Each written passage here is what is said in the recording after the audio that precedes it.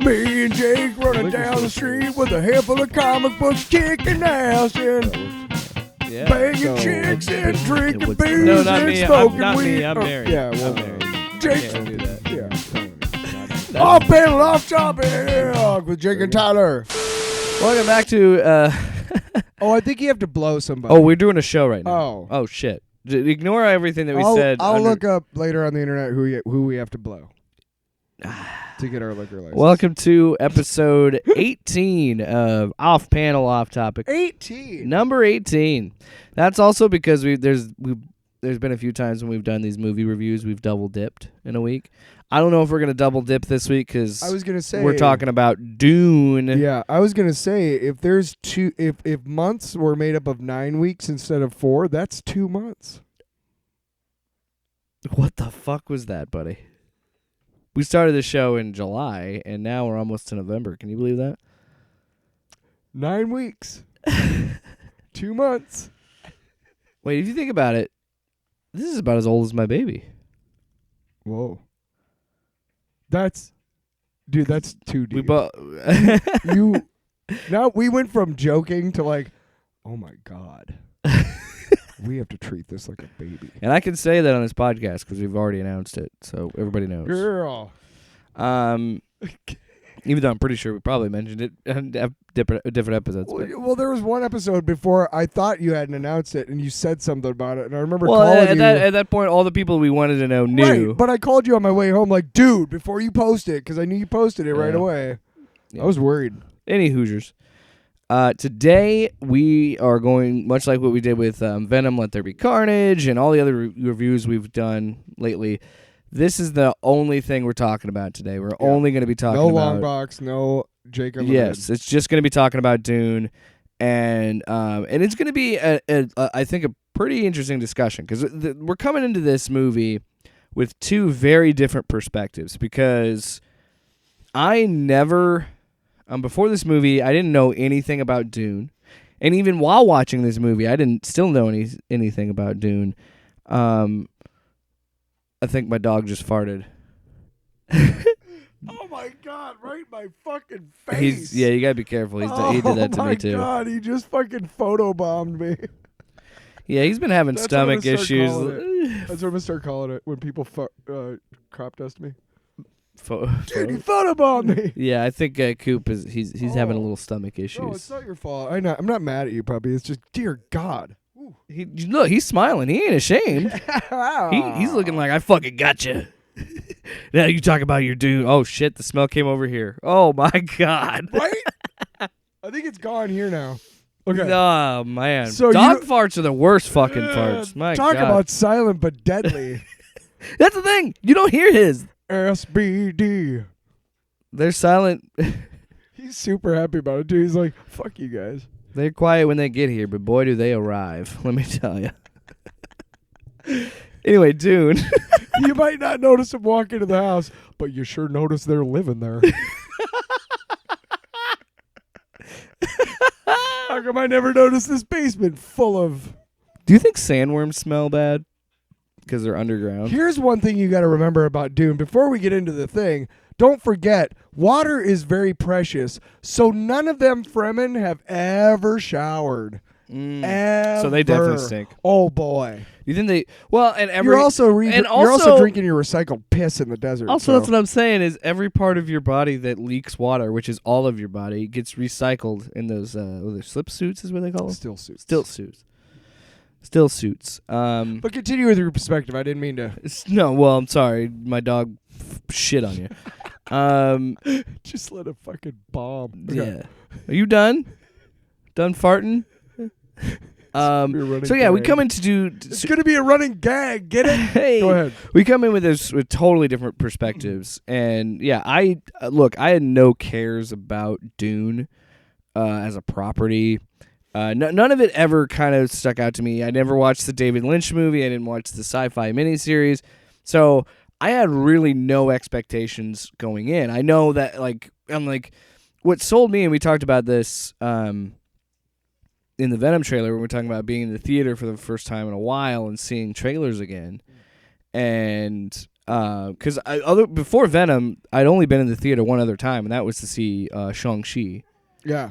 And I remember seeing that second trailer for Dune, and I'm like, well, fuck, because it's just a trailer that captured you of like, this is like this big sweeping movie, and I haven't seen something like that in a while, because we have gotten so used to the superhero genre and stuff like that we forget about these like epics, like cinema Star Wars movies. seems Yeah. like they're putting a movie out every these giant year. these giant sci-fi space operas that we just don't get enough of anymore. And because they were done so badly in the first place. Now you have people doing the property that understand the property and know what to do with it. Yes. And so it was just that build of everybody talking about it. And again, it's not a property that I ever took investment in. And I think the only reason I saw this movie was because how much you talked about it. Because this is the thing about Dune. If you have a friend that doesn't like Dune, you wouldn't know, right? But if you have a friend that likes Dune, you fucking know about it, because you motherfuckers talk about Dune all the time. Because it's fucking awesome. No, but it's like The Wire and Dune. That's what you always bring up to me, and I'm like, I will fucking watch this movie. I'm never gonna get you to see The Wire. I will. You know what? It's gonna be one of those days. I'm gonna have the baby. It's gonna be I'm gonna be one of my days off, and I'm just gonna be sitting there with the baby and be like, fuck it. All right, I'll put on some. The baby's asleep. I'll watch this fucking show. Yes. I'm not. Wait, you can actually do it with the soundboard. I don't even have to say yes anymore. Like That's Marvel. true. That's true. Yes. Yes. So, Yes. Tyler, and of course, your son, as I just ousted you as a Dune person. Out of the closet. But you have a very close relationship with this, because you've read every book, right? Even his son's books. I haven't read all of his sons. There are he did a prequel series called and one was, I think, House Carino, House Atreides, and House Harkonnen, and it's basically like how Leto and the Baron grew up. And I'm like, I don't give a shit. Yeah. That's one of those things. There's like lore expanding things where it's like, I don't need to know. Yeah, there's another. I don't need to know more about Leto or Leto. Is it Leto? I think how do they say it in the I think movie? it's pronounced Leto or Leto. I think it's Leto. Duke Leto. Yeah. Whatever. But like, I don't need to know any more about Leto and the Baron. I got enough from what I saw of them. Right. Like, we don't need. That's the thing that it does. I read House Atreides, but I couldn't get through it because it just didn't seem important enough for me to know. And you know how it ends. That's Yes. the thing. You know what happens to Leto. I don't want. Leto. Yeah, I mean, like when I think about it. Okay, so for those of you who don't know, Dune was written in the '60s by a guy named Frank Herbert. Should I give a? Okay. Well, quick. Okay. I did not realize. Again, not knowing anything about Dune, I knew about the sandworms. That's Okay. about it. Yeah. But the movie Tremors Yes. owes so much to Dune. Yeah. Because it really is just Dune Really tiny in Arizona. Really tiny sandworms. And you know what? I fucking love the first Tremors. I love the second Tremors even. And I love those movies. But it's just funny because I'm watching it and I'm thinking like, wow, Yeah. Tremors just really steals a bunch from Dune. Beetlejuice takes from Dune with the fucking. Well, yeah, the more you get into Dune, the more you realize that a lot of pop culture came from Dune. Yeah, exactly. It was written in the '60s, called Dune, and it melded religion, politics, palace intrigue, sci-fi. It's actually a really cautionary tale about demagoguery. Yes. And if that is a word, I don't know if that's a word. It married a bunch of different genres together to create basically. I can't really recommend the book Dune to anybody just for one simple reason. You have to want to read it. It's 412 pages. Yes, and it's dense. Like every chapter the starts lore is off, extremely dense. Every chapter starts off with a chapter. What? Well, no, I was just going to add to that and Yeah. just say that that is another reason why I wasn't interested in this movie, is because while it's when you have like your situation where somebody's really enthusiastic about it and really excited about it, it did interest me. But what took me out of it was the fact that you have to commit to this, because there's Frank Herbert himself before he died. Reading the books, I think. With this movie, But yeah, yes. But what continue, I'm sorry. saying is so fucking dense. Yeah. There's so much lore, and in the it's like And it's not in the same way as Star Wars, because Star Wars, it's dense, there's a lot of lore, but you got to search that out. The main movies don't have that issues, whereas with Dune, the whole idea is extreme expanding lore, and it's thousands of years in the future, and all this crazy shit. Yeah, and before he died, I think you were going to say that he wrote like a couple of books about like the language of Dune and some other things. He wrote 6 books altogether about the Dune mythos. Now, but were only like 4 of them the main narrative, and the other ones were like side stuff? No, all six are the main narrative. Okay. But here's the thing: is from the time the first book takes place in the year 10,191, and the 6th book ends, I would say, in the year 15,000 something. Wow. And there's a huge time jump between Children of Dune and God Emperor of Dune. I won't get into all that. But what happened is they refer to this. You understand from watching the movie that there are no computers. We'll get into that later. Their technology is very archaic. They rarely use guns. It's mostly swords. But just kind of a little bit of background that won't spoil anything. There's a thing referred to in the books. I don't think they'll refer to it in the movies, called the Butlerian Jihad. And they did not mention it in the movie. No, and it's referred to in the books, and it is referred to why there are no quote-unquote thinking machines is what they're referred to as. So Frank Herbert dies. He writes 6 books. He leaves tons of notes for Dune 7, which would have completed the books, because 6 ends on a really fucking crazy cliffhanger. So, everybody's like, oh, well, he's dead now, so no, It's kind of like with, what's his name doing Game of Thrones. Like, everybody's like, finish the book before you die, But his son and Kevin J. Anderson wrote out Dune 7 as 2 other books, and so finished it. But they also wrote 3 other books set like 10,000 years before Dune, okay? And it revolves around why thinking machines are outlawed. It depicts the origins of the Mentat. It shows the origins of the Fremen. It shows the origins of the Sook School, which is Dr. Yu is a part of. It shows the origins of the Bene Gesserit. It shows the origins of everything that you see in Dune already done and part of this world. And it is really cool because characters from that trilogy come back in Dune 7. But I won't go any more than that. Well, that's what I mean. Right there is a prime example of just how dense it is. Already you've got 11 books to read. Already. Yeah, and it's in this like, it's like in the caverns that they were talking about in the movie. You don't don't need to read all 11 to watch the movie. No, and I think what they should do going forward, I think they should obviously finish the second part of this movie, which they will. Because let's be honest, this is what they were going to do for Justice League. This is the Snyder Cut idea of I don't think they filmed the second part yet, but no, they haven't. They haven't even done Villeneuve. I don't think. Villeneuve, is that how you say it? Villeneuve. It's Denis Villeneuve. Villeneuve had a plan. Had it as 2 movies, and that was always the idea going in. When they were in post production, from what I remember, Spates, John Spates, he said it was. But he was working on the second part already when they were in post production for this one. But they aren't even in pre production for the second part, which is weird. I don't understand why Lionsgate hasn't announced part 2, because it killed it. I don't have the box office numbers in front of me. But it dominated the box office. Because, again, Dune fans were like, no, we're going to go see this in theater. We want a second. Because we want the second part, yes, we want another movie. And there's a lot of us. You don't know us, but we're around. No, you do, because you motherfuckers talk about it all the time. No, but no, and it's like what you were talking about before. It is that gaining fandom or appreciating something because you love it. So it's like with you loving it, then I had like, there's no choice. I have to watch this because he's gonna want a podcast about this. Fuck yeah! But even more so than that, it was like it did interest me of like this is I want to and I did intentionally not read anything before I watched it. Yeah, because I did want to have that perspective of I'm someone that's new. Does this movie appeal to someone who knows nothing?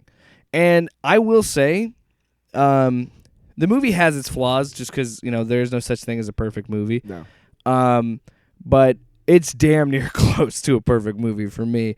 But I understand, and it's also a situation where I understand the criticisms because I am someone coming in. I'm coming in with no hype. I've read bad reviews just to see what they say, and inevitably, just because I'm such a fan of the books, and just because my anticipation was met, it was met.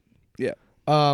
I basically respond to most of the. I don't read them all. I read halfway through and then I go fuck you and I look at something else. Well, but it's yes, they have valid criticisms. Of course they do. Well, my biggest positive in my opinion, it's art. People are gonna view this differently, right? But in my opinion, I think that my best credit to the movie is it did a great job of holding my hand, but not making me feel stupid. Yeah. It explained... The Lynch movie does, kind of. It showed enough for me to figure it out. It showed enough to me to kind of develop... And yeah, I did... Okay, so I didn't come in completely blind because you had talked about Dune. So I had a little bit... But you and I have talked.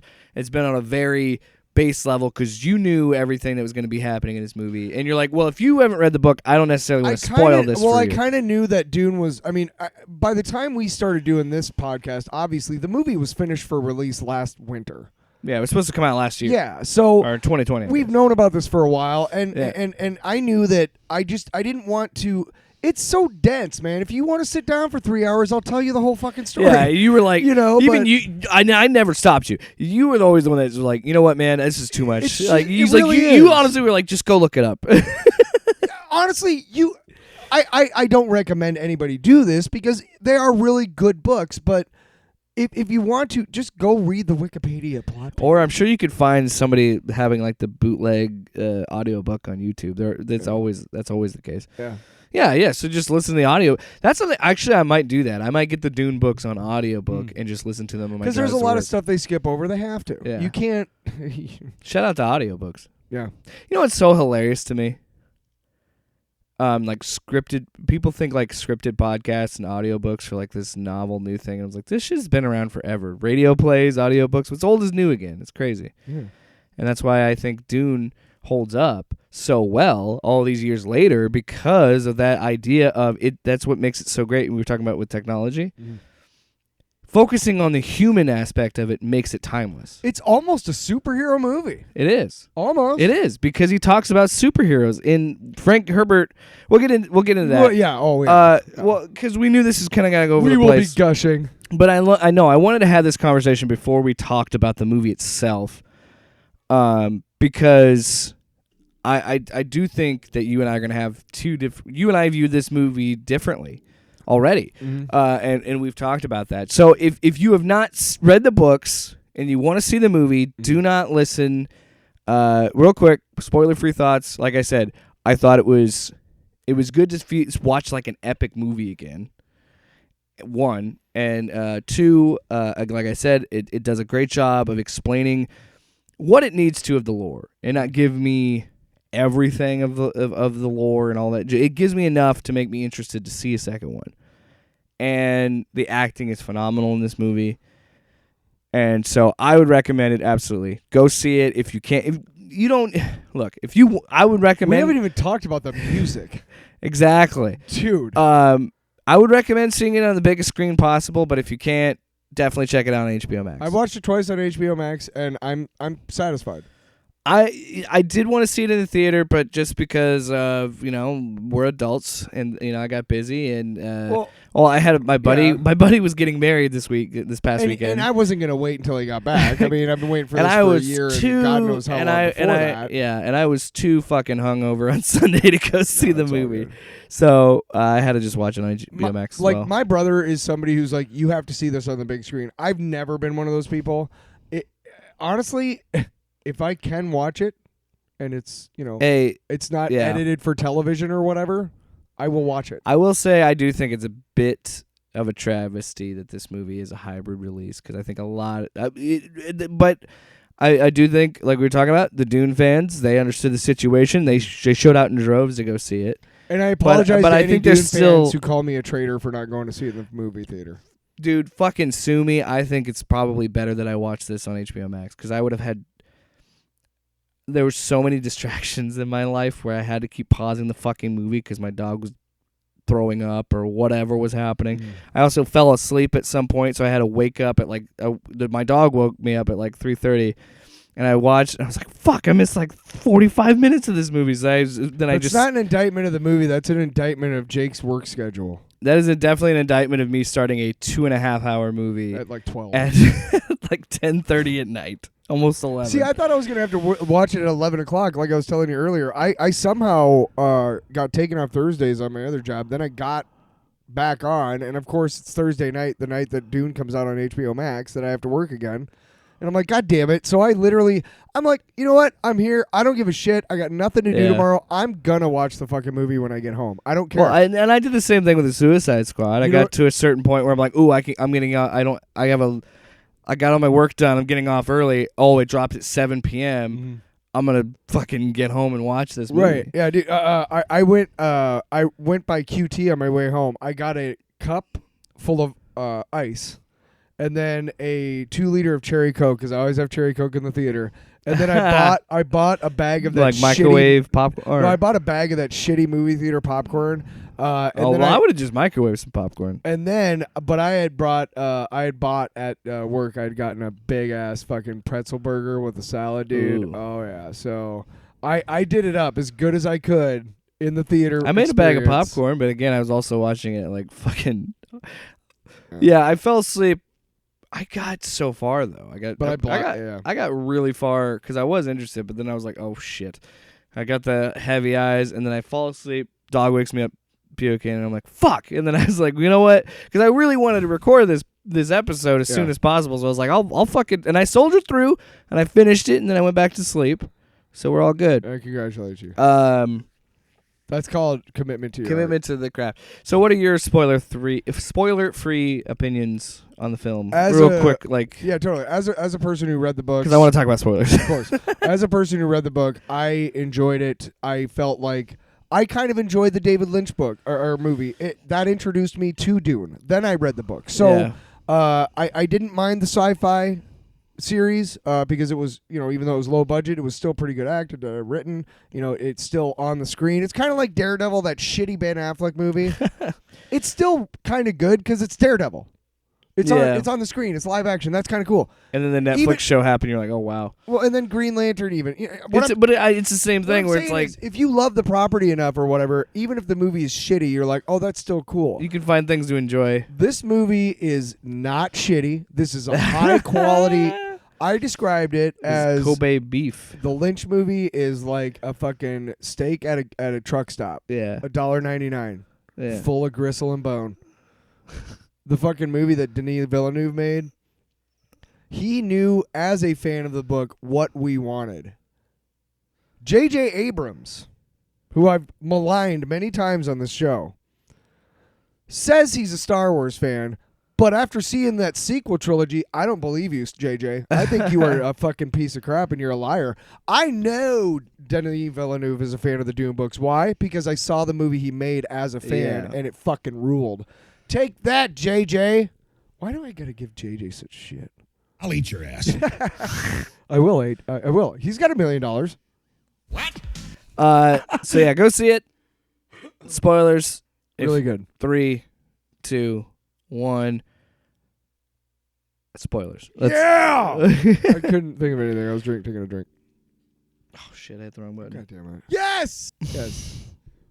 So let's talk about Dune. Let's talk about it. So tell me, you know how much this movie cost? $1 million, bitch. Fucking Warner Brothers wishes. Yeah, I wish they got it that cheap.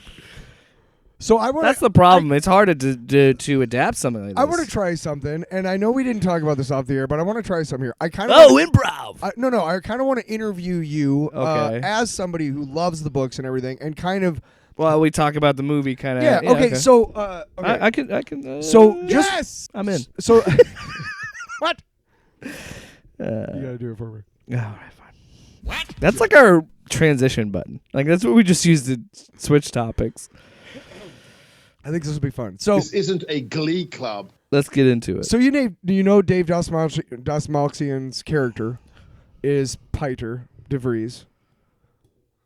Wait. The guy who played the Spot or whatever in Suicide Squad, and what's his name in Ant-Man? Oh yeah. That Dave guy. Dastmalchian. Yeah. Yes. You know, okay, he played that character. Yeah. And you know, I can't remember the actor's name, but the guy who played Thufir Hawat, the head of security for Atreides. He was the short guy with the stain on his lip. Yeah. He was the security guy. I don't give a damn about Your Honor. Yeah. Find me some spies. That guy. Oh yeah. The guy that like rolled his eyes back and like did the numbers thing and had the thing next to his ear. Do you he's realize he's the there's a title for him. Yes, but it's not mentioned in the movie, so I wanted to kind of It's mentioned. It's called a mentat. Yes. They're human computers. Did you notice when Dr. Yue was doing his examinations, he did it all with fingers? Yeah. That's because they don't have any instruments. They don't have any EKGs and shit like that. Those are thinking machines. Okay. Even those. Even a fucking toaster they don't have. That's how bad the fucking thinking machines treated the humans. They enslaved Earth. Earth at this time is a smoldering hunk of nuclear shit. Because the human race from far away came back after freeing themselves from the thinking machines that had taken over the human race and nuked the fuck out of them. As you do. That's a lot of backstory. Again, part of the Butlerian Jihad. But I wanted to that's called the Suk Doctor. He's a Suk Doctor, the Suk School of Doctoring. And they don't talk about it in the movie, but that diamond on his forehead is a sign of, I can't remember what it's called, but it's a sign of imperial conditioning, which means that he cannot be turned traitor. So no matter what, if you have you have a Suk Doctor in your house, you know that he's going to be loyal to your house. Yes. But did you know that Peter de Vries and Thufir are both of the same type of character? They're both mentats. Yeah, they're like for the way I understood it is like they're the hand of the king. It's like what they would say in Game of Thrones. Like they're serving the king. They're basically human computers. Like instead of having even calculators, they don't have. Yeah. So they have humans doing that shit. And the Bene Gesserit, obviously you know Jessica is a member of the Bene Gesserit. Now they are so advanced. They're like these super powered witches that have like, and nobody knows how powerful they are. In the books, they actually get into how powerful and they have are. like they do like Jedi mind trick type shit. What did you think of the voice? That was creepy, right? I like the voice idea. Yeah. Okay, so they really fucked that up in the Dune movie, the Lynch movie, of course. Of course they did. The 84 movie. I loved how they did it when it was right at the beginning of the movie almost. Yeah. And you know, I'm just waiting. I'm on pins and fucking needles to see how they do this, right? I'm just like, this is a big deal for me. So far, what I've seen is good. Yeah. I've seen 5 minutes of exposition from Zendaya, and then a title card, and then, damn, Timothée Chalamet is a good-looking human being, man. And then they're having breakfast, right? So I've seen some good stuff, but this is the moment. This is the moment, Denis. I saw somebody tweet, to be fair, I have dreams about Zendaya too. Somebody tweeted. This is the moment, Denis. How are you going to prove to me right now that this is a movie that I am going to stick with? Because so far you've shown me good stuff, but how are you going to do the voice? And I'm on fucking pins and needles. And when he closes his eyes and he thinks about it, and then he speaks and no sound comes out, and then that fucking, oh yeah, dude, I'm like, I'm fucking in, Denis. I'm in. You did that right. I think you're going to do everything else right. And sure enough, to me, every single beat of the fucking movie, every single beat of the story that needs to be told to a movie-going audience that doesn't know anything about the books was told. Yes. There's a lot of backstory and shit they had to skip over, dude. but they did a way better job. I never, and that is a credit to the movie. Yeah. I never felt. I'm sorry I'm freaking out, but I'm still so excited about this movie. Well, what I was worried about, and I already stated it, but yeah, what I was worried about is I was going to get lost in this thing, being like, what is this? What is this? This is again. It hits the right plot points. It tells me enough in its... And you know what he's great at, Villeneuve, is because look, I fucking loved Blade Runner 2049. That's another reason why I wanted to see it. It's like, okay, I liked what he did with Blade Runner. I'll check this out. But what he's able to do, he is such a visual director that so much of the story is conveyed through body language, and so much of the story is more organic. What did you think about the war language, the Atreides war language? The thing they do with their hands? Yeah. That's a secret way of talking. How fucking cool Yeah, is that? the signing. Yeah, that was really dope. Right? Yeah, especially because when she did it to get him to use his voice. Or when she meets the maid, prepare for violence. So I want to kind of hit some points that I wanted to let's talk go. about. Let's go. That I thought were interesting. And again, another great example of what you don't see in movies anymore. They don't explain to me the shield system, but I figured it out because I loved how they when did you that. hit someone, it's blue, and then when you hit someone, it could be a fatal. It was It's- such well, a simple way of doing it. Dude, it's a video game. Again, this is taking something from this and putting it in something. I've been playing video games for 20 years. Mm-hmm.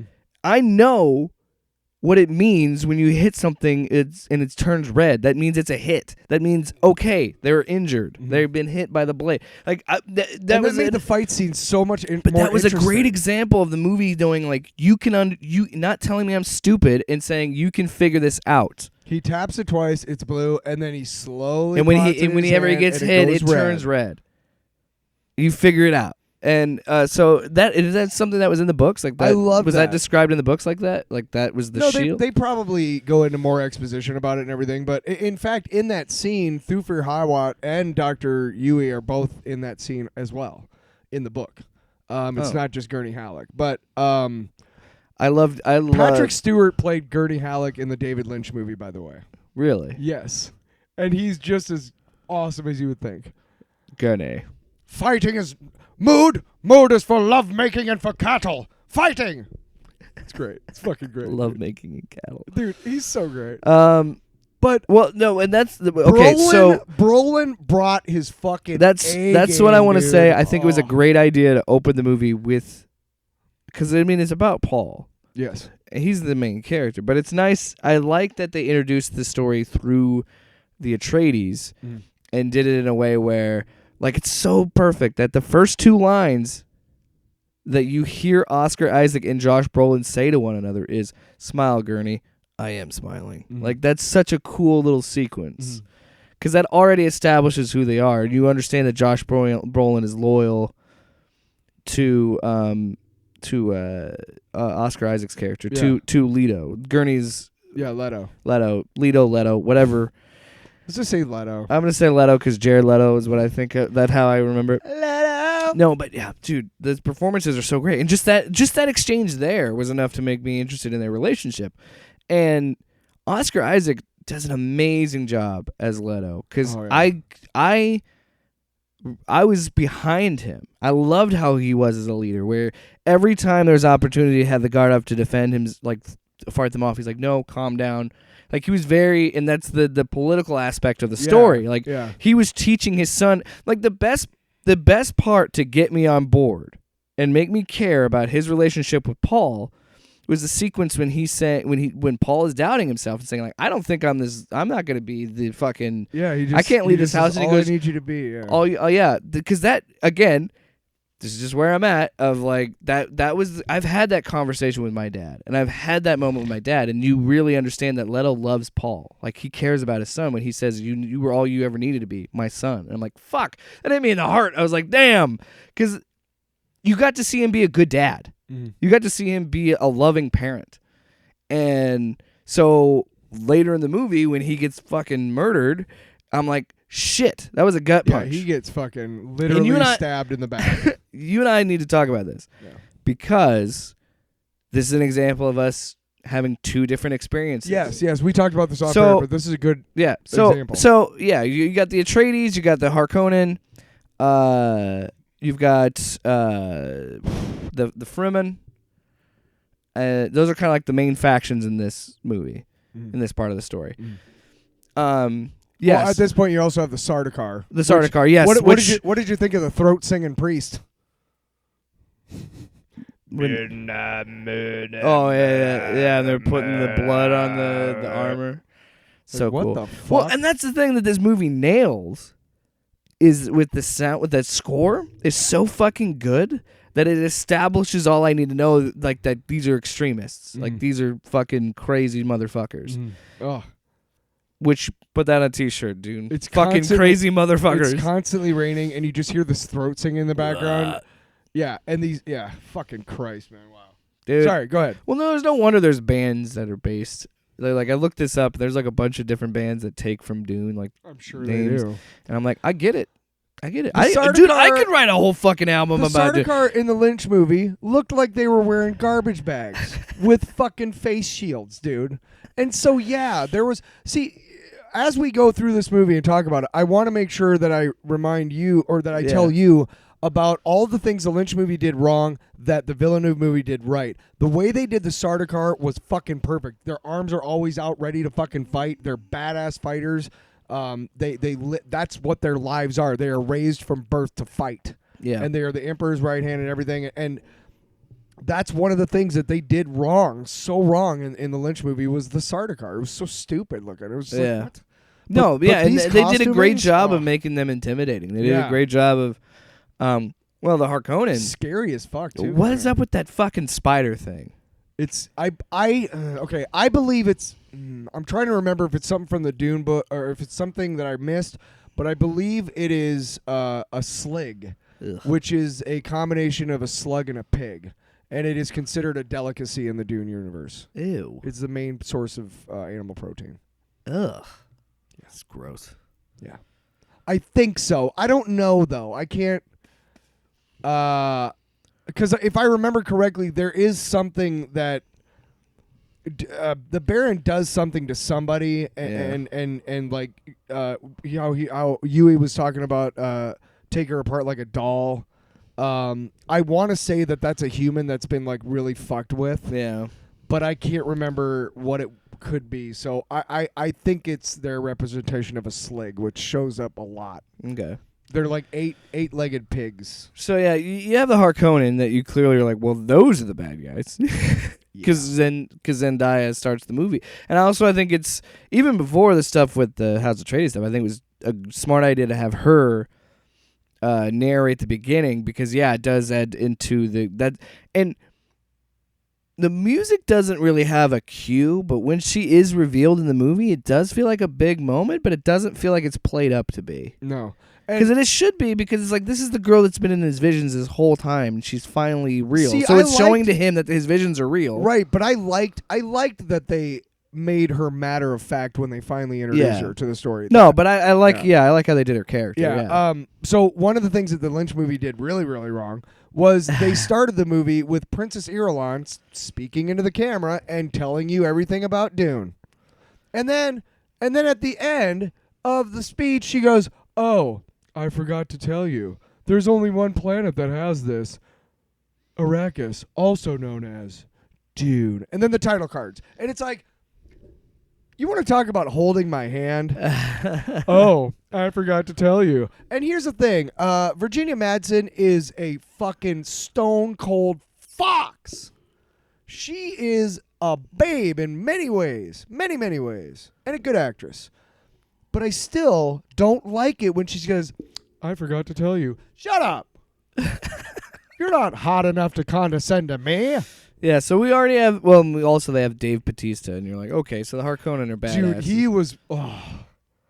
he was really good. When he just shouts in the middle of a sentence, like, I know that's like not, I know there's a lot of, big badass dudes who could do that, but Bautista's got his own way. Well, the way he did it was pretty, well, because it kind of took me aback. I was like, what? Jesus, man, you went to 0 to 60 so quick. Right. Did you see at the end when he was telling him to squeeze and like, he started to get excited about it? Here's the thing that I liked about a lot of the acting. I get to be a dictator? Was the subtleties. Yeah. Like, you can sort of see him smile. At the very end of the movie, they show Paul. He's got kind of a little smile on his face. He walks along. They show Jessica, and if you notice, she is at first happy because she was just looking at Paul, but then she gets this deadly serious, this is not good face. Yeah. I don't know why I'm doing this to you. Why are you flashing the L at me? I'm just really fucking excited about this fucking movie. The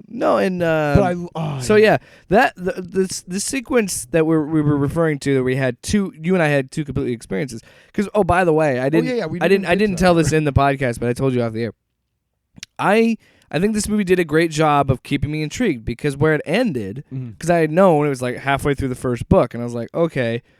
but it ends on such a cliffhanger. I'm like, So then I proceeded to look up the book, and I read more about the first book, and there's a big moment that happens about an hour into the movie, and it's like, oh gosh, this is to me. I was like, this is such a big thing, and then I looked at the plot synopsis of the book, and I was like, well, fuck, this is like super early on in the book. Yeah. So as I'm watching it, I was thinking of you, because I was like, after that scene happens and it kind of slows down the pace a little bit, I started to think about, okay, Tyler's going to have a different aspect on this. So Atreides arrives in Arrakis by the Emperor, because they're the ones who are going to start they're like, hey, we need you to go. How about the Harkonnen agent cemented into the wall? That was wild. What the fuck? Well, and that's another great thing. A hunter-seeker. I don't know what the fuck that is, but you know what? I figured out what it was when he caught it and killed it, and he's like, it's a hunter-seeker. I was like, oh, it's a spy. Like, I was able enough to There's figure... ways to do exposition in movies that don't suck. Villeneuve is, as I said, he's a visual director. So what he's really good at is showing and not telling. And if you can't figure it out, I'm sorry. He's moving on. And if you haven't seen Arrival, don't go see this. I mean, I hate this. I hate Dune so much already, because there's so much I want to talk about, and I know I keep getting off track. Okay. But so the scene. Let's get the scene. We'll get to it. We find out, the Harkonnen don't like the Atreides. They've always had a rivalry. We see the Baron, who's like this 11-foot tall dude who he's just really fat, but he's got a suspensor belt. Oh, I thought when he raises up like that, that's just his clothes. Okay, because I didn't know if he's maybe 6'2", but and you know he's what? Just really fat. And you know what? That's another great example of how well written the book is and how good the script is. It didn't matter to me whether I knew that or not. I just figured, okay, I'd already bought into the world at that point. So this dude really was like 12 feet tall. I'd be like, okay, I guess that's a race of people in this. So real quick, we will get to the scene, I promise. But in the books, it is referred to. The Baron is described as omnisexual, if you will, or what is it called? Pansexual. Asexual, isn't it? No, pansexual. Pan, where you fuck anything. Yeah. I know that's an awful way to describe it, but he's also brutal. He prefers. It's not about sex for him; it's about power. So he basically, every person he's with is not because they're consent. Okay. So he likes to rape people. Yes. So. Oh God, he really is a horrible character. Yeah. Oh yeah. But because he's just scum. But the Bene Gesserit need him for their breeding program. Okay. So yeah, because they're breeding, and they mention in the movie that they know it's only women. They know he's gay. They make a proposition to him. This is like in one of those House Harkonnen books or House Atreides books. His son wrote. Yeah, it's part of the notes that he left, but still. So he allows the Bene Gesserit sister to come, and then he basically like paralyzes her and just beats the shit out of her. And then, so what happens is they get their revenge on him by paralyzing him. They get the sperm that they need, and then they give him like this fucking horrible STD that he's suffering from, which has just bloated his body and stuff. So they got their revenge on him. But that's why he's like disgusting. And that was Frank Herbert had that stuff in there too. But yeah, it's just really awful. he is an awful character. I mean, that's the point. Yeah. Anyway. No, I mean, if you're gonna make a villain, might as well fucking go bigger. When Brolin says they're not human, they're brutal, he means it. Yeah. In the book, it is very clearly described that the Harkonnens have no sanctity for human life any life whatsoever. They have no compunctions about killing or assaulting or beating. Yeah, I know. I mean, that whole thing was nonchalant. Yeah. Oh yeah. So anyway, sorry. Yeah. I'm sorry to. At this point, Atreides is kind of knows that, okay, the Emperor sent us here to die, because he realized when they're trying to excavate a ship from a spice extraction, the things to pull it up from the sandworm, because sandworms are attracted to the rhythms. When they pull it up, the cable breaks, and he's like, "You saw what I saw. That was clearly a shitty thing. Like, you know what? Like, if I don't fucking get this taken care of, you know what's gonna happen to me," kind of thing. Now, of course, not that language, but much more elegant. But And that's kind of where you start to get the gears turning of like, okay, the Emperor, he sent them to die in Arrakis. Because Leto is obsessed with bringing peace to Arrakis. That's his main mission. And then Paul picks it up. He knows that he has to have a certain level of spice production or everyone will turn against him. Not just the Emperor, but all the houses of the Lion's Rod. Yeah. Because everybody needs it. Yeah. So if he fucks that up, then he's and they dead. mentioned in the movie spice is the most valuable resource because it makes it able to travel interspace travel. Yeah. And it also is they don't touch on this in the movie, which they will in part 2. It's they do talk about it in the movie. It's a drug that makes you trip balls. Yeah, basically. Pretty much. It's like taking magic shrooms, which is what Herbert was doing while writing this book, because that's where he got the idea for the spice. Yeah. And yeah, so everybody wants it. It's the most valuable thing, and people will kill each other for it. When you think about how badly the Harkonnens treated Arrakis to get that level of spice production for 80 years, she says it. Yeah. Then you know that no matter what happens, even if you've never read the books, you know Leto's destined to fail. There's no way that he can rule that planet with his type of rule and make friends of the Fremen, because that takes time, and nobody's going to give him that time. Yeah. Now, in the books, Liet Kynes is referred to as Dr. Kynes among the Atreides and everything, and there are whispers of somebody named Liet that is important to the Fremen. Well, she's the judge of Judge of the Change. Judge of the Change, yes. Right. That was. But she's also an imperial planetologist. She's been living on Arrakis for decades, trying to terraform Arrakis. And she identifies as a Fremen because this is. They don't touch on it in the movie too much. She does, but her last sequence, she's like, I come from the desert. This is my home. But because the book again is so dense and there's so much shit, you can only tell so much in a movie. Right, but I'm just letting you know, like. And by the way, I never finished that thought. I do think that they should finish part 2 as a movie. But I think like if you're gonna do Children of Dune and God Emperor of Dune, you might be better off doing it as like a limited run HBO Max series, doing like 6 or 7 episodes. I just watched Cloud Atlas yesterday, and I was telling you it's good. It would have been so much better as like a 6-part series, like on HBO Max. Which, by the way, speaking of HBO Max, there was an ad for Raised by Wolves, and I need to watch that because I do want to watch that. Ridley Scott's sci-fi show. I started watching it. It was fucking weird, man. Well, I saw the trailer for it, and I was like, of course they would put this in front of Dune because they're very... Clearly, Dune had some sort of inspiration on that show. But so yeah, we're at this part where we're kind of like, okay, well, the Atreides are fucked, and there's a sequence where a bunch of his guard, like the Knight's Guard, pretty much, are killed off in the shadows, and he goes and he's trying to find a woman. Right? He sees a person that's injured. Yeah. No, he wakes up because he wakes up and then he goes outside and he's investigating and all of his guards, and they're all dead. Shoutout has a little bit more of a role, a little bigger of a role in the book, but they did her. I think they did her justice. Anyway, he finds her, and then he gets shot in the back by something, by a paralyzing dart, and he falls down. And then at that same time, we saw the Sardaukar show up with the Harkonnen, and they sack the city pretty much. Yeah, they basically blow the fucking place up. And then, but in that time, Dr. Yua, he's like, hey, they have my wife. I had to do this. I'm sorry, but here's the thing. I know you have a fake tooth. Put this in your mouth. I think it's Yua, Dr. Yua. Yeah, but he's like, put this in your mouth, bite down. It'll release a gas. In the Lynch movie, they actually show him taking the tooth out. Oh, well, which is just unnecessary. But he's like, yeah, if you play your cards right, if you do the right thing, you can kill the Baron too.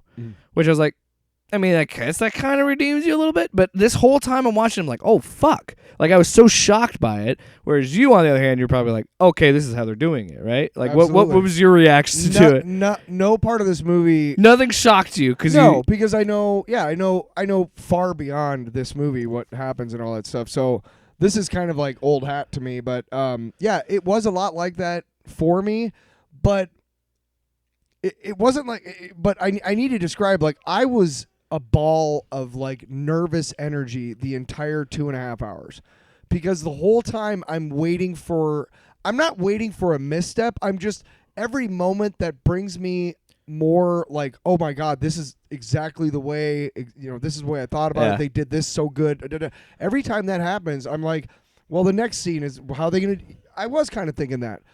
But I'm also incredibly I enjoyed the shit out of it just because it was so good and told the story that I love in such a way that other people are going to love it too. Stop there.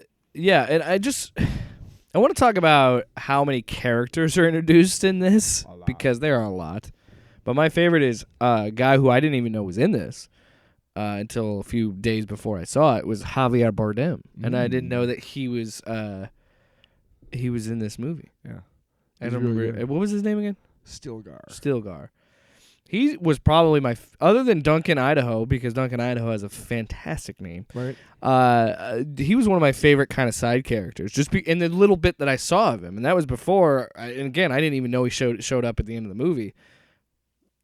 But just a little bit that I saw of him was great. Just his introduction is so great because he literally just walks in and has no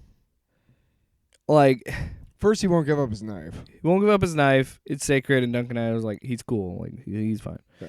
And what I love about that is the fact that he just doesn't give a fuck of who Leto Atreides is. He just shows up and is like, first off, he spits, which is funny because, yeah, you immediately be like, okay, that's kind of weird. But then Duncan is like, yeah, thanks for giving us your sacred water, which in that planet makes sense because water is such a commodity there. That's an honorable. That I honor. That you is. It's like a handshake. Yes. It's like I'm showing you respect, and that's another reason why I love Leto's character, because Leto understands their customs and spits back to show respect. Well, yeah. I mean, first of all, he probably suspects what's going on, but he's telling his guards, like, just give him a second and then don't do anything. And then Duncan Idaho explains it, and Leto just kind of follows along, but he knew something was up. Oh. I was thinking my mic started weird. Does it sound now? You kept playing with the cable. Okay. But yeah. Yeah, it's cool. And how about when he says, I recognize you to Paul? Yeah. That was fucking creepy. Well, but it just shows you that Leto's a good leader. Leto's a good politician because he understands the situation and shows respect back. And Stilgar also says, I show people, I give people respect if they give me respect. He's a very honorable guy. But Fremen don't fuck around. Fremen are, and they can't because they've been brutalized by fucking Harkonnen for 80 years. Well, when you think about they live in an environment where one misstep can kill you. They're surrounded by these gigantic sandworms. It's in this harsh brutal desert. And then everybody wants these really cool drugs you got. Yeah, basically. It's really what it is. It's like a bunch of people living on they all want to get all this living inside of like the biggest poppy field on Earth.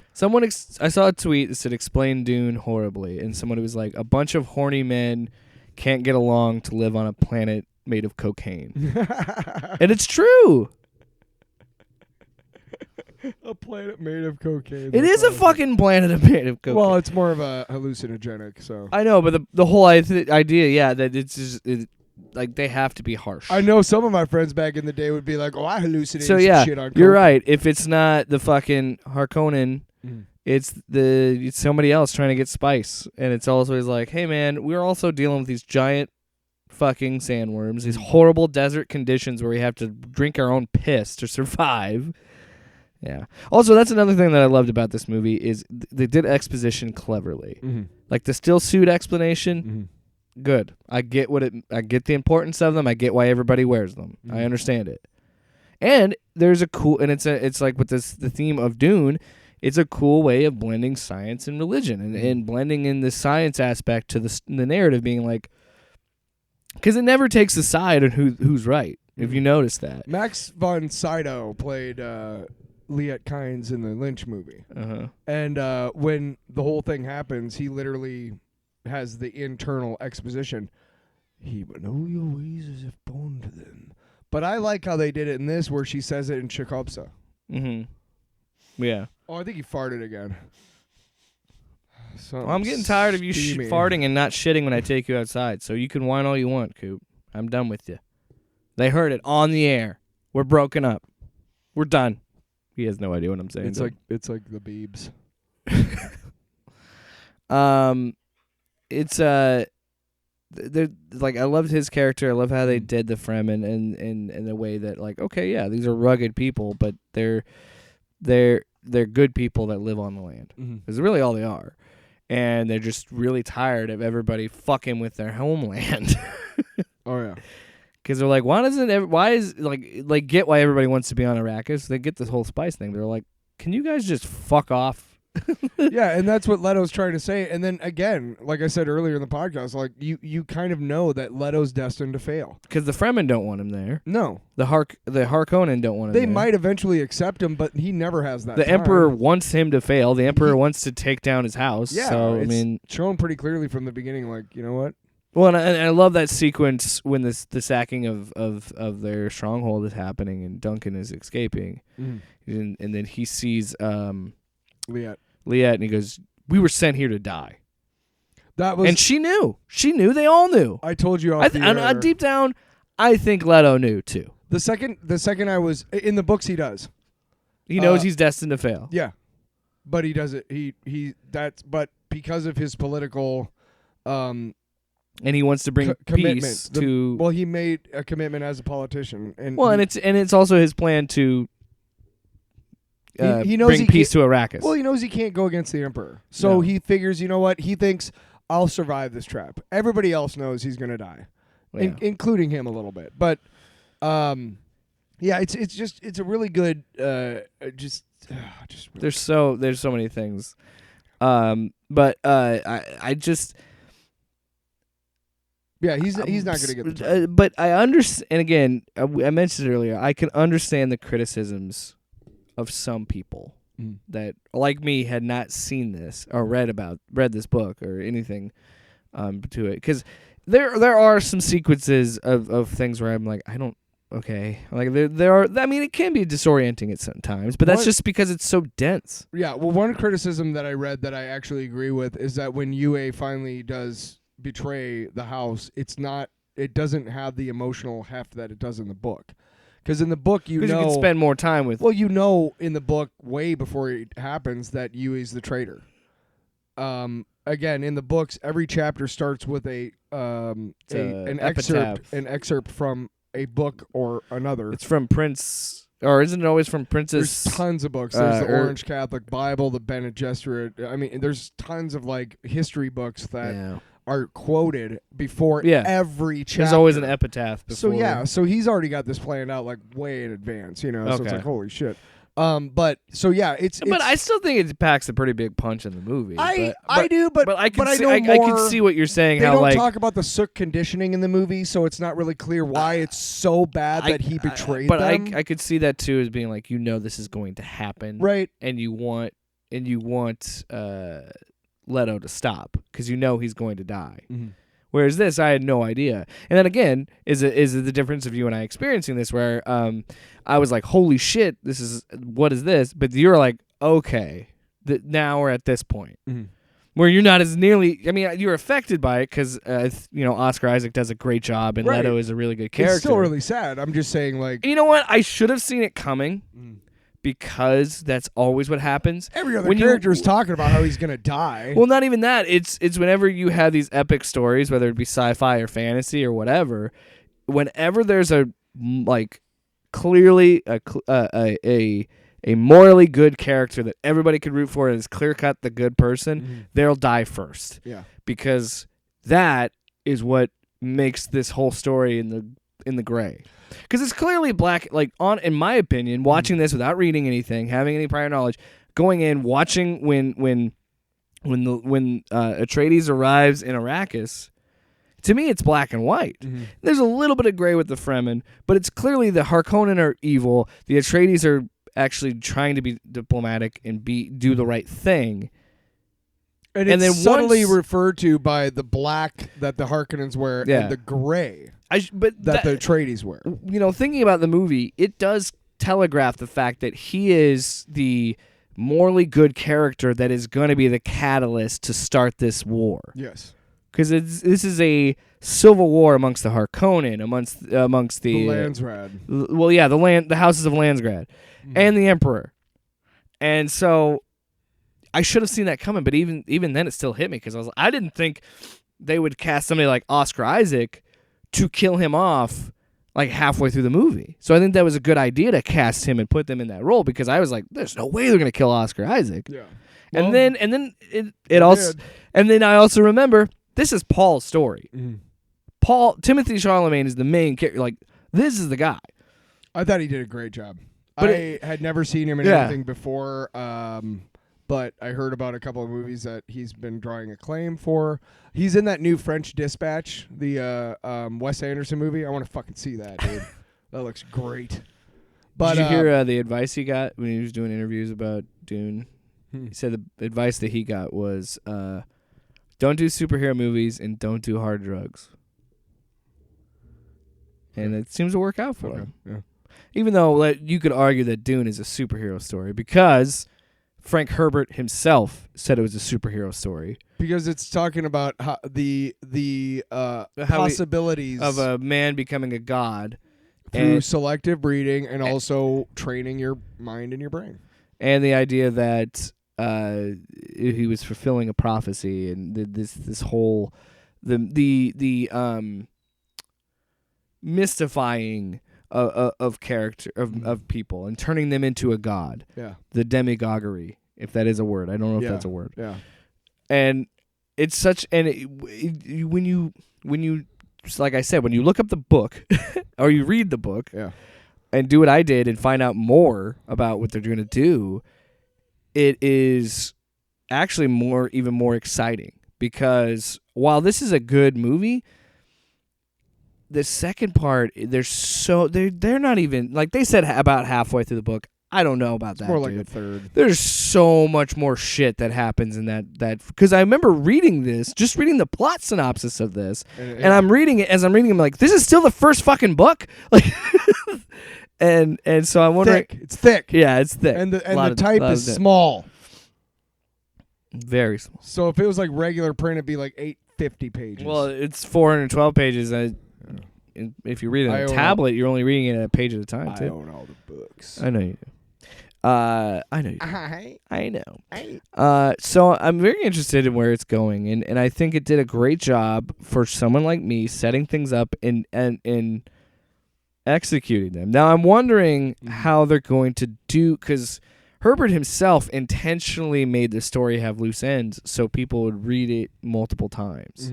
I'm wondering if they're going to do that with saying, like, you have to watch part 1 and part 2 together multiple times to find more things. But I don't know. I feel like because of the nature of a movie, I feel like they tie a lot of loose ends already, but then they still leave it wide open at the end. Yeah. I disagree with the ending. I think they should have ended it a little bit sooner. Yeah, you were saying that up here. I would have cut it one sequence. I would have said, because there's a part. Well, let's talk about the Jameis scene, because this means a lot more to you than me. Great example of perspective flipping. So when I watched it, I'm like, because the movie, and I don't think the movie can really do it. There's already so many plot threads in this one movie. I don't think, and it's not to the movie's detriment. No. And you'll explain it here in a second what I'm talking about, but. When I saw him show up and when they had the sequence, the duel that ends the movie. Right. Well, let's remember Jameis shows up, I think, a couple times before. Yes, you see his face. Visions, yes, you don't ever see him. And he says, "I'm your friend. I will guide you through the desert." Is what he says. That's when he's showing him how to do the sandworm riding. He picks up the hooks. Yeah, I don't know if you noticed that, but yeah, because she had the hooks and she was going to ride a sand. Leah was trying to escape. Yep. She was calling a sandworm. Yeah, exactly. Yeah. So again, that is a movie showing me and not telling me. I don't know what the hooks mean. Yeah. I have no fucking idea. Yeah. The thumper was great. I loved how they did that. Then when she was getting swarmed and she thumps on the ground to bring the worm over to her and eat them, that was so fucking rad. Yeah. And the sandworm reveal Genius. They never gave it to me until the end of the movie. Yeah. Because they kept showing its teeth and how big it is, like the mouth, but they never showed me the full thing. I'm sorry. I'm sidetracking you. It's okay. What was I talking about? We were talking about Jameis shows up. Jameis is the one. He also shows up during the Coriolis storm where he says, tells him to let go and Yes. flow through the storm. And if you look at it that way, even if you've never read the books, you got to know that Jameis is a really important person to Paul. He is... Even though he's never met him. Right. But he's a guide. He's a brother. He's a... I don't even know how to describe it. Because he does... He's just... He chose how to get through the storm, and I mentioned it a few seconds ago. He's also the one that in a vision says, I'm your friend, I will guide you through the desert. Yeah. And we don't know who that is. well, in the book, there's alternate, while during the fight that he has these alternate visions that show, but he knows... I won't get into it too much, but he knows that he has to kill Jameis to be accepted into the Fremen. So wait a minute. Let me ask you this. Do you think when he's about ready to fight and he has the vision where it says, kill yourself to become... Well, that's one of the visions he has, is he has a vision of himself getting killed by Jameis. Yes. Before he has the fight.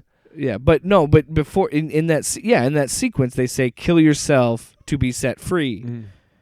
Kill your and then so it's the voices of the Bene Gesserit. Yeah.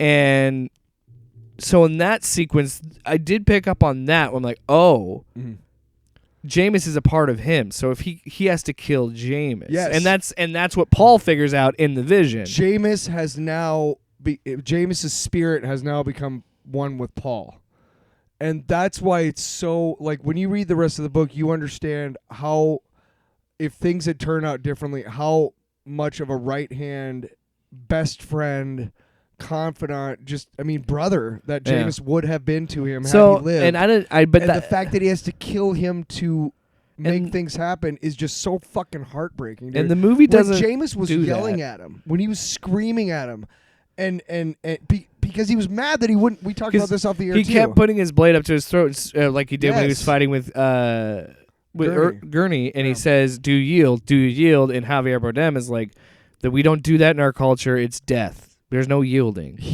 I love. And then he goes, "Are you fucking around with it?" Talked about it like, oh, he doesn't know our rules. This boy. Yeah, he's so nonchalant. Death is a test of it.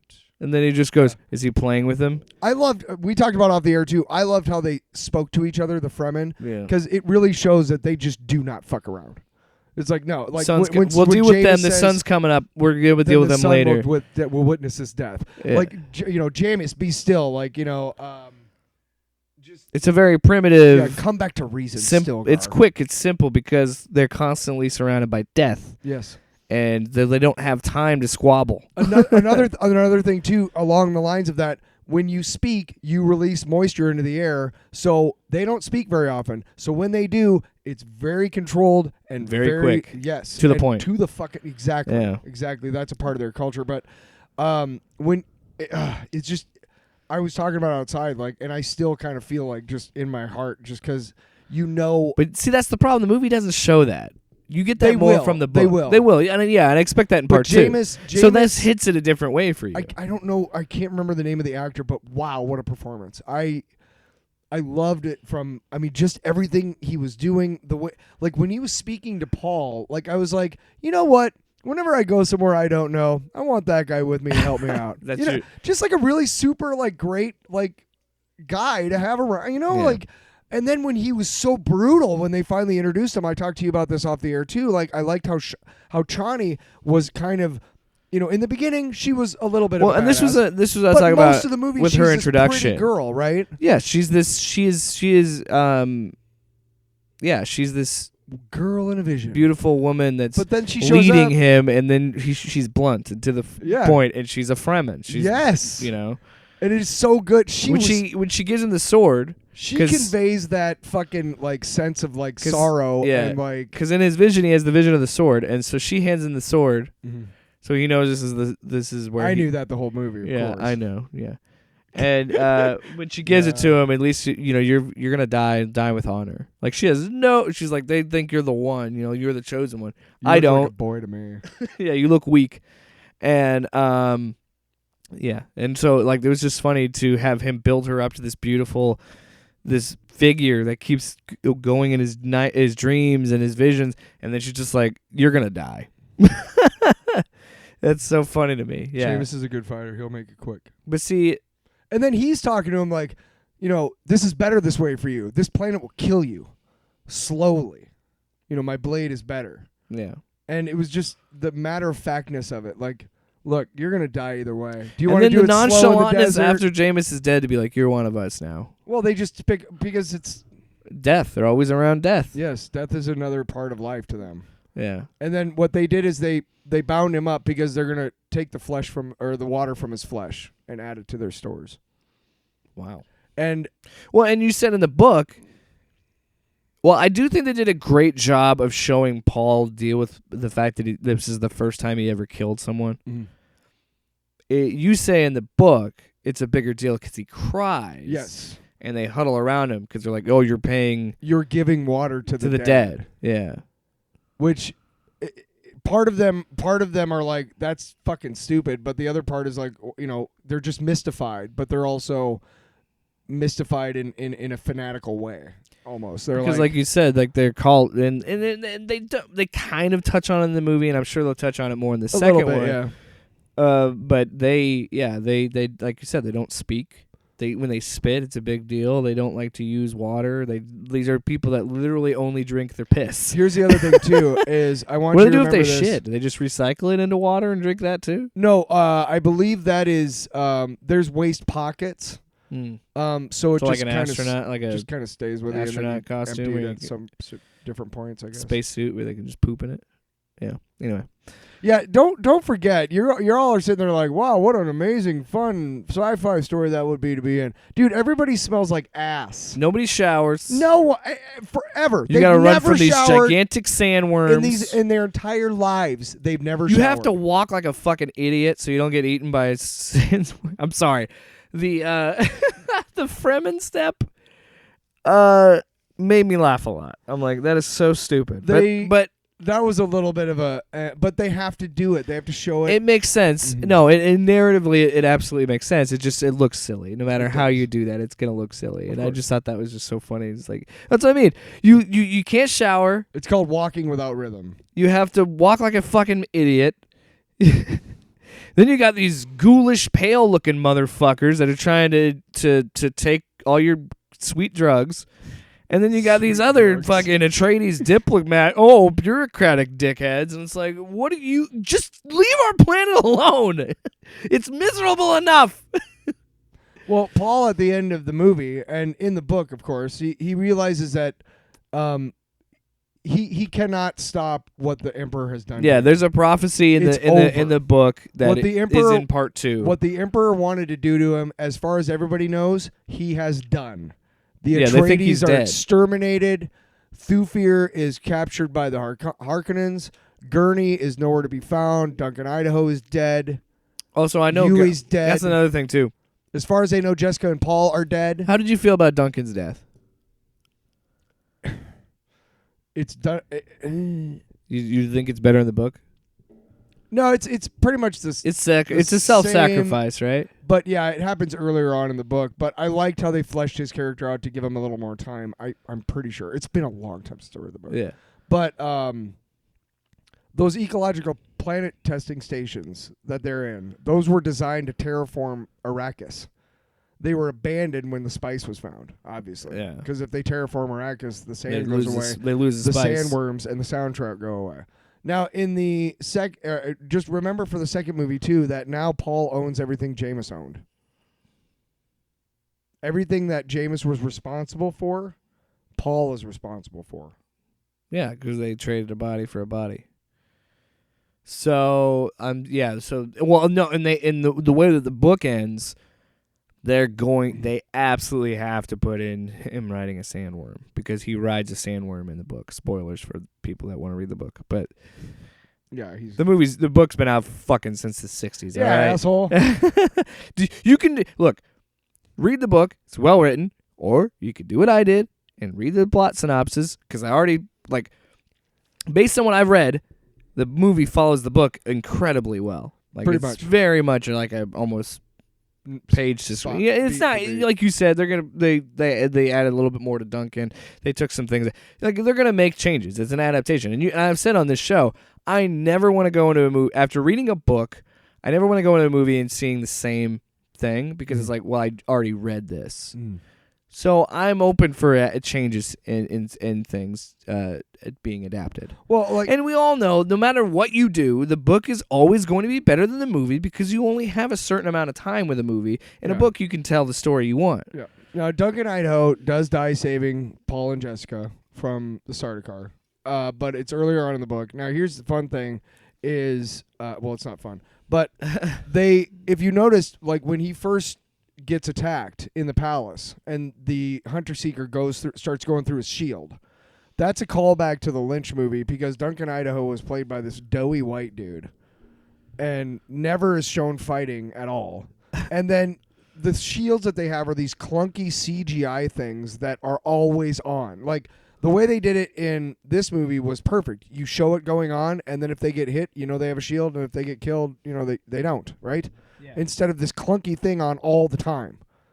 And so in the Lynch movie, and I think in the book as well, a hunter seeker goes into his shield, and it's a designed hunter seeker like the bombs that were destroying the ships outside. They were slow moving, and then they would penetrate the shield and then blow up. Yeah, it's like that.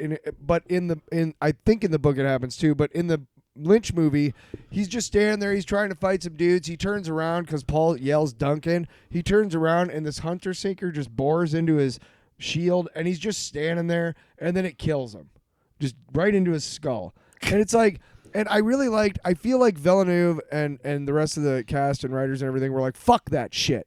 So they showed a sequence where a hunter seeker was going into his shield, and he was like, fuck you, and like literally waited till it came in and then flatted it away. Yeah.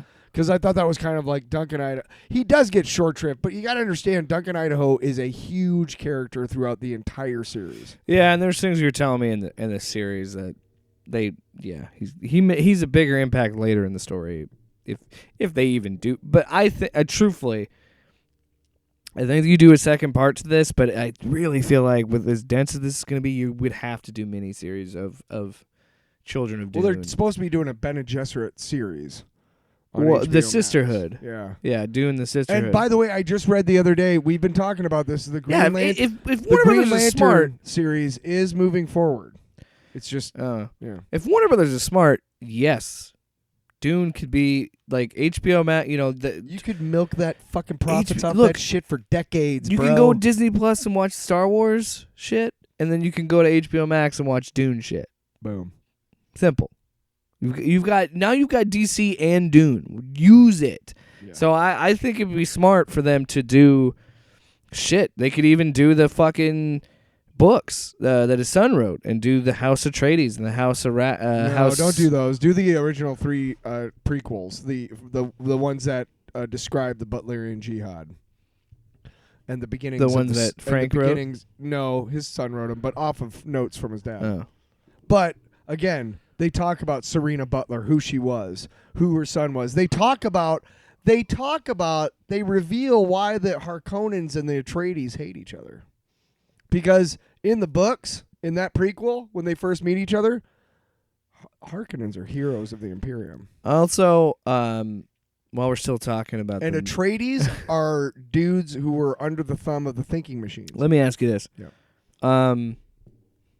Art direction wise and cinematography wise, is this what you envisioned a Dune movie should look like? Yes.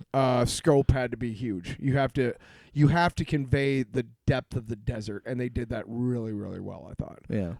Because it feels epic. You have to convey the immensity of the Hayliners, which is what those ships are that the Spacing Guild uses. The size of the sandworm. Yeah.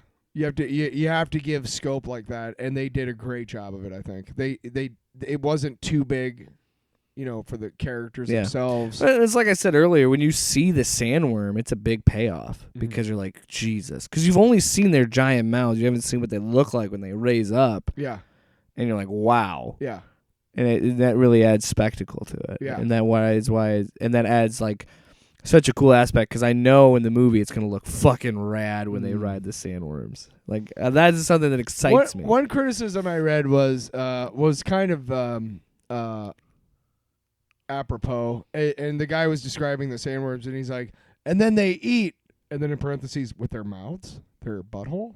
I'm not sure. And I was like, it does look like a giant hairy butthole. Yeah, with teeth. Yeah, it absolutely does. No thanks, sister. Yeah, but I do think if they're gonna keep with the idea of, because there's so much lore to do it, it has to be more miniseries. Because I don't know, I just don't think, because that's that is 12 movies. If you do 2 parts to every book, that's 12 fucking movies. And that's not even including the final 2 books, which complete the series. Yeah. Well, no, I was saying with all 6. Well, that he wrote before he died. Right. And so wrote. That's 12 fucking movies. But that ends on a cliffhanger. So. And then you have to cobble together the final movie. And yeah, so I think it's better if going forward they do more series. How to read the books. Here's how to read the books. You read the first 6 that Frank wrote. Then you stop there. Remember where you're at because it's a cliffhanger.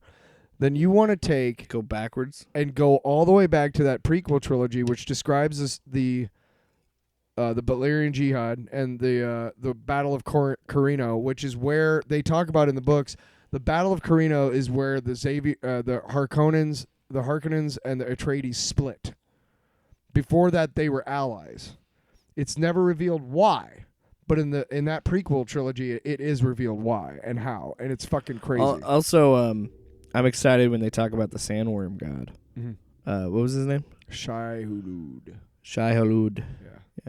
She's and that's another thing that they reference, but they never talk about, which is again smart. I like it when movies do that, and I don't have the fucking exposition with everything where she just says, "I serve."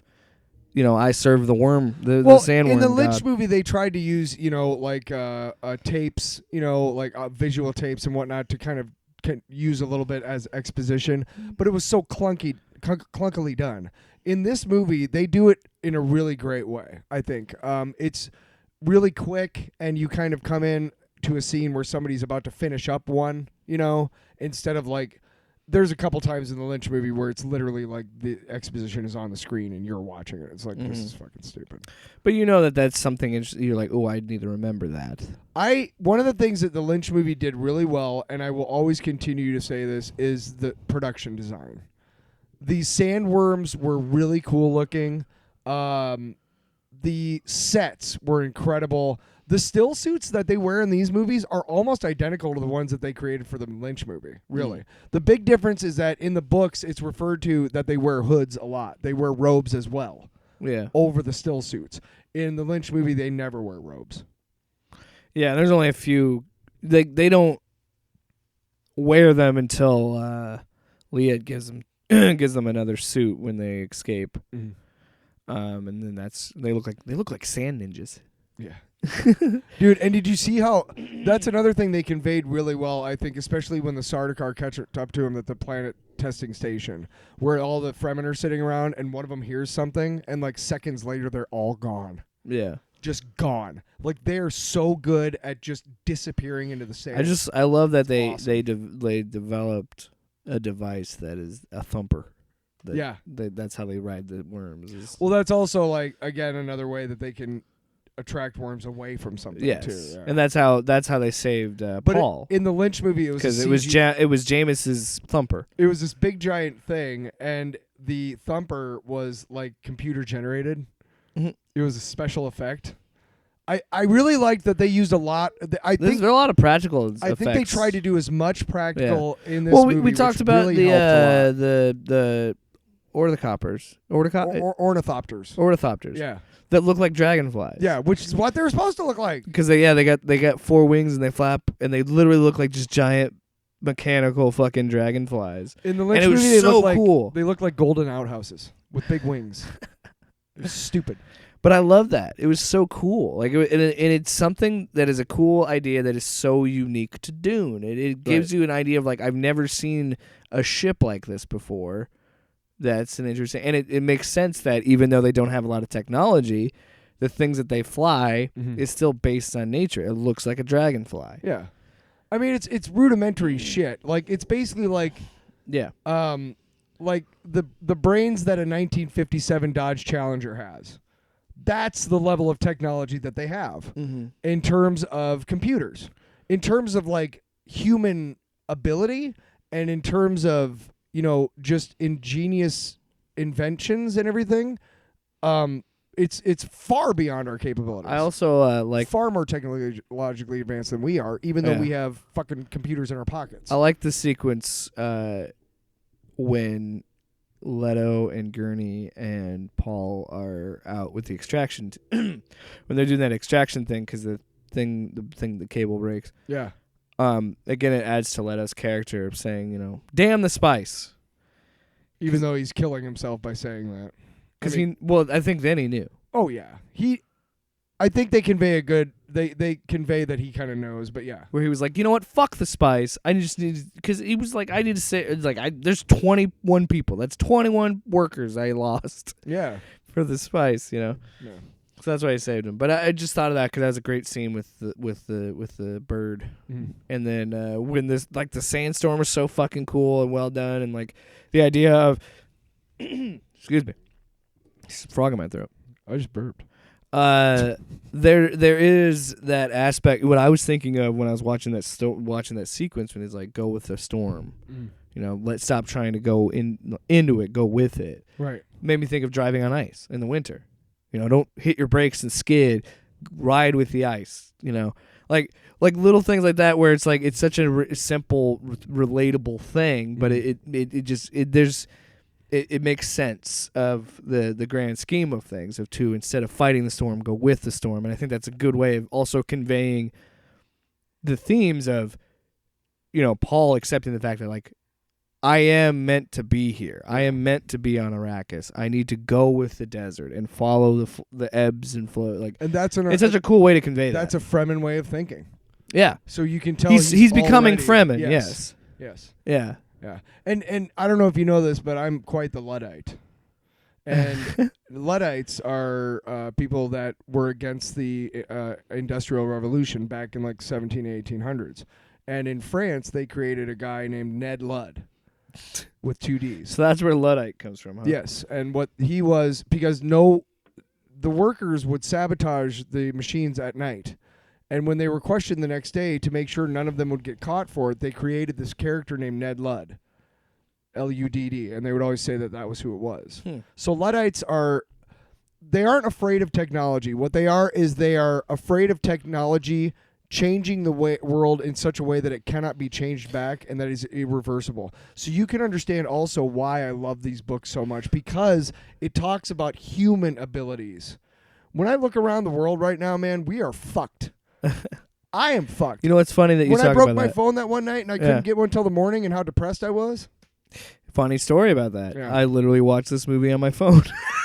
Right? Because I'm having internet struggles right now, and I feel like I'm in the fucking Stone Age. I know. And, I hate that it makes us feel so useless when we don't have it. But that's the thing. But here's another funny example. Ashley was telling me one of her coworkers saw it, didn't like it, didn't really connect with them. Right. But they're saying that like everybody was on their phones at 2 and then I was like, and I go, well, fuck you guys for being in the theater. Well, that's what I was like. That is what this movie is trying to say. What does that say about our society where we can't sit through a 2.5 hour movie and not look at our phone? I've been guilty of it. There's been times when I look at like my notifications. I don't like actually open up my fucking phone, but I see it on my screen. I still check the screen. Like I said, I mean, I went to sleep like an hour later. You know how many times I paused this movie? I woke up and an hour later I had a phone again. But for those 2 hours, I was destitute. I had nothing. I had no connection to the outside world. Those are our phones. Those are our computers. That's what I was saying last photos. night. Last night, I was like, you know how many times something bad is going to happen with all this reliance on technology. I'm telling you. Did we not remember the Terminator movies? No, dude. I was watching this movie while doing things. Like I took my dog out and was still watching the movie and pausing it. So like as this movie is actively talking about how bad technology is, I'm watching it on my fucking. And then also, if anybody out there hears this podcast and wants to give me shit because I watch this on my phone, fuck you. Yeah, this is why we have this technology. Yes. And guess what? I did the same thing for Suicide Squad. If you give me the opportunity to watch a movie in my home, I will take it. But you know what? Right. I still went out and saw Venom. I still went out and if you only release, and this is on Warner Brothers, not on me. They should not have released this as a hybrid. Both of us have seen 2 movies in the theater this year, and they were the same ones: Shang-Chi and what was the one? Venom. Venom. We saw Venom together. No, how did I know that? But when you think about it, technology can be really cool. Okay, example. Nice. Example. My Hyundai Elantra had a headlight out, and dude, cops in this I'm one of those people who, if you have a headlight out, you're getting pulled over every time you're out at night until you get it fixed. So get it fixed right away, right? So I'm like, I gotta fix this. I don't know how to do it. I know how to get a bulb. I've replaced it on a car before. Pull right? it up on your phone. I had to pull it up on YouTube because I had to remove the entire front light construction. I had to remove the entire thing and then the whole cover and everything. Yeah, because the fucking way they built it or whatever. Yeah. That was cool. That is cool that if I want to learn how to do something, I can go on the internet and find YouTube, probably find a video on YouTube to get me started. Well, and again. But that's just YouTube. Look, I wanted to do this podcast today. Yeah. And I wanted to see the movie. I work nights. I don't have a time to watch it. So I took and again, I don't really have internet right now. There's a whole ordeal I'm dealing with. So I'm like, you know what? I'm a little pissed because I thought I could download it on my laptop, on my Mac, but no, I had to download it on my phone and watch it on my phone screen. It's not IMAX, but I was able to look. Also, I already said that I've seen it. You know what? You know what else? You know what else you can't do in a motherfucking movie theater is lay in a bed with a blanket in my underwear, have my headphones in, and watch the movie. Yeah. And I don't. You also can't pause it to go take a piss. Yes. Or when your dog wakes you up at 3 a.m. puking. Yeah. So guess what? You can go back and watch it. Yeah. So can't do that at a movie theater. You fucks. No. Fucks. But. And I just didn't want to wait another weekend because I knew you had already seen it twice and you really wanted to talk about it, so I was like, I'll just watch it now, kind of thing. But I appreciate it, and so does the audience. No, audience. Like I said, I was. Yeah. Woo! Wow, there's a person. Where did that guy come from? He's just hanging out in their basement, just shouting, "Yeah." Sir, that is a home intruder. We're invading the man cave studio. We better call the cops. No, we're not calling anybody. Are you a Fremen? They just want our spice. Yeah. That's a fucking really excited guy. See, that's how I know he's not a Fremen. All that spit that just came out of his mouth. Yeah, see, he's just like awful. Yeah. Get out of here, man. Arrakis. Bringing peace to Arrakis. So, yeah, like I said, I was thoroughly impressed with its ability to take something that I knew was daunting and so deep to be able to present it to me in 2.5 hours that was digestible and very understandable. And do I have more from the movie talking to you about it? Sure. And, these conversations, I pick up things, but that's the brilliance of this movie and that's the brilliance of this book. It's designed to be discussed about. Yes. And so that is why we spent an hour and a half talking about this fucking movie, because there's why people have spent decades trying to get this made into a movie. And that's why this was such a big deal. Do yourself a favor, now that you've seen the movie and you know about the book and stuff, please go watch Jodorowsky's Dune. It is a documentary about the first attempt at bringing Dune to the silver screen. Oh yeah, because they've been trying to make this since the 70s. But here's the cool thing is how much of the production, because they went all the way almost to filming on this thing. They went pre-production? Oh yeah. So they'll show how much of it made it into other movies, but they'll also talk about how fucking far from the book this Italian whack job wanted to go. It's it's insane. Yeah. Let's just first thing. Leto's a what is it when you chop your balls off? Oh, castrated. Eunuch. He's a eunuch. Eunuch, yeah. Why? Why? Exactly. But dude, you got to watch it just to see how fucking insane it is. It's not only insane and so far from the book, but how much of that made it into movies that you know and love. you should go if you get a chance to see it. I think it's free on streaming somewhere. Audience too. If you get a chance to see it, I finally got to watch it because I was intensely interested. Salvador Dali was going to be the artistic director. Yes. Okay. Yes. This was Weird. back in the 70s, dude. Yeah. The guy Dan O'Bannon, the guy who created Alien, was an art director on this project. Oh.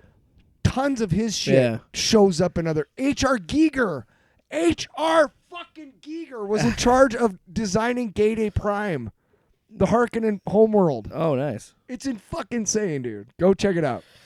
Oh, that's excuse me. And I'm wondering if that's going to touch in more. Are we going to be on other planets very much in the next movie, you think? Are they good? Well, no, because the way that this ends, They might go to Corno, which is the seat of Imperial power. But the way that the way this is going to go, it's going to be mostly on Arrakis because the Emperor. Spoilers in the book, the Emperor shows up. So yeah, I'm wondering who they're going to make the Emperor. If you could cast the Emperor, who would it be? Oh, Jesus. Here's the thing is, I don't think I would have cast any of these actors in these roles. I don't think I'm very good with, like, casting. Yeah. You know what I mean?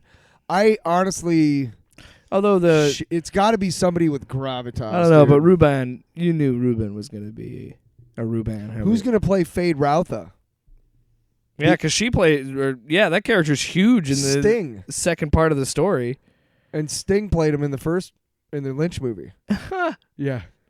It's amazing. The funny thing is, the Harkonnens are all gingers in the Lynch movie, so that's also why I hate it. I'm not evil. Instead, they're just bald. Like, why didn't they just be these pale, bald-looking things? No, they made the Bene Gesserit bald in the Lynch movie. Yeah, no clue. But they didn't make the... The Lynch Why are movie they fucked racking up in a the lot. one of the...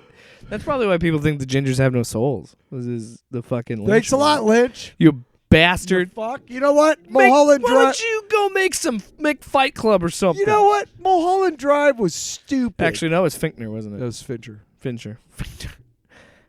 Whose first movie was? Whose first movie was Bring It Back Around, Alien 3. I'm sorry, man. I've been tripping on some spice. Tripping now, some spice. I wonder if they're gonna bring the melange stuff in next. Melange. Melange. They're gonna bring that in the second. They have to bring it in the second part of the movie because that's a plot point he finally learns how to do interdimensional travel, Oh yeah. and that's how you do it. Mm. And it's a version of the spice. Yeah. Let's Yeah. not get into that too much. If you want to read the book, we'll let you read the book. Well, you know or what? at least the synopsis in the. Who knows how they're gonna fucking do it? But if this first movie is any indication, Okay, so one last. Okay, you ready? sure. This is potential. Don't spoil anything for me. Oh, okay. Okay, then okay. Well, you read the plot Well, synopsis. fuck them. Okay. Well, I thought we were gonna do a spoiler for like No. one of the other books. No, I'm just going to talk about what happens in the second part or whatever. Yeah. So, spoiler alert: 3, 2, 1. For the second half, this is potential. Jessica is a Sayadina, who they call that's what they call the Bene Gesserit. So she. I know where this is going. I don't know if we should do it Okay. because I feel like Let's wait. Because if that's you such a want to cool. read the book, That'd be such. It's such a. It's. I'd rather you read the book. Her folks. storyline, the rest of the way, is really interesting, and I don't want to spoil that for Yeah, someone. yeah. There's a lot of fucking craziness. Yeah. Don't forget, folks, she is pregnant. That is true, Don't forget about that. and he didn't know. I don't think that Leto Leto never know. knew. I don't think Leto, he ever knows in the book either. Yeah. I don't think. Also, the fact that she tries to explain the situation, and he's already like, "Nope, I don't want to hear it. I don't want to know," because I think at that point he knew that she had been training him as well. Mm-hmm. What you got to think about Paul's life? He's getting trained by 3 different people. Duncan and Gurney are training him to fight. His dad's training him to be a politician, and his mom is training him to be a Bene Gesserit sister. to be like this super powered person. They're insane in the books. They can kill Which somebody. is with what a you're thought. saying. We need to wrap this up. Yeah. This is a great point of what you're saying about what Herbert was doing with themes. Is you're right. Paul ascended to become a god because he was trained by 3 people to become a god. That was his training, and the It was catalysts. always been The catalysts are the just immersion in spice where he is now, and the trauma that he's just suffered. Yeah, At the losing hands his of the losing his Harkonnens whole and the family Emperor. because the Emperor tried to wipe out his family. And that's the catalyst. Those are the two catalysts that unlock all of that training finally to produce the well, yeah, he perfect, kills Jameis. perfect being. Yes. He kills a man for the first time. I love you. I love you, Jamie. I really can't wait to see that fucking sick ass armor he's in. Hopefully they have better CGI because that looked terrible. That was one of the. It was way better in the actual movie than it was in that preview. Either way, it was still bad. Sure. That was one of the few times I was like, oof. But I remember looking for that because I remember when we watched the preview together, you were like, "Oh, that was really bad," and I was like, "Yeah, it kind of is." But the movie, they actually at least improved on it, at least. It's not. It's not. I've seen a lot worse. Yeah. Yeah, I'm interested to see how they're going to wrap this up because there's so much more of this story. But I'm also excited because the second half is going to be real heavy-handed in themes of religion and deities and all of these like heavy themes that we've been talking about. It really kick in the second part. Yeah. Heavy stuff. Yeah, there's prophecies The hand of God and is jihads. And yes. it's crazy. It's gonna be awesome. Oh yeah, the hand of God stuff comes into play. Like there's so much, and I still like as someone who I don't know if I'll ever read the books, but as someone who just saw anything Dune related for the first time, and then starting to learn more about it, it is insane. I mean, I can't state this enough. How fucking unbelievably insane it is that one man created this. Right? Because Dude, someone that was writing building a universe and like building lore themselves and writing all this stuff, it's like I don't know how this fucking because I'm doing it, but I'm even catching my own consistency issues, and I'm like, how did this guy do this? He wrote like 50 other books too. How? I don't know, but they're really fucking good too. How I've read can those. one man do that? It's just I've read a couple of his other books that are not Dune related, and it's just like it is. I know how he did it. He was on Spice. He and Philip K. Dick share a lot in terms of style. Well, shit, they're two guys that created all of modern sci-fi. I mean, there's so much that sci-fi and other movies owe to Dune. It is utterly you almost can't comprehend how much when you would like for me, someone who's watching in this movie, not seeing the David Lynch, not seeing the miniseries, not reading the books, and being like, wow, there's so much that other media has taken from Dune. If you do get a chance, I know the Wi-Fi situation, whatever, but if you do get a chance to see the Lynch movie eventually, I do recommend it. It's a different way to look at it, and it's fairly entertaining. I've heard it's okay. It's not the great, worst, but it's so poorly. Anyway, yeah. This is I think our longest episode ever. But before we go, I'm gonna end the episode by using a quote that ends the Lynch movie, which is to me one of the few bright spots of the movie, despite the fact that after Paul says this, it starts raining on Arrakis. Not how the book ends, David. Mr. Lynch. Okay. But he's finally done everything he needs to do.